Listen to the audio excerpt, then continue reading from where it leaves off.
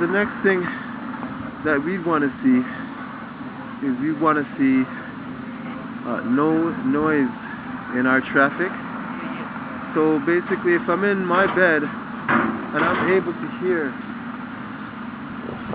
the sound of a car passing by, which sounds like the roar of thunder, there's something wrong there, and I don't think that traffic is healthy for us. I don't think it's the best thing when you're trying to go to sleep that you hear someone trying to get home or get to work.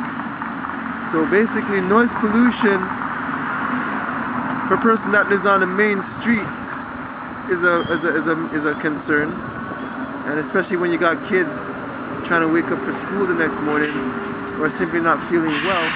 That's something that we want to take into consideration into the way that we design our vehicles, so that there's zero noise, and that way we don't offend the community that we're driving through,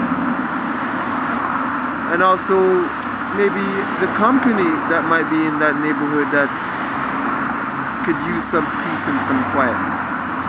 So this is just another episode of Backwards Rider Reality TV, transmitting from Toronto, Ontario.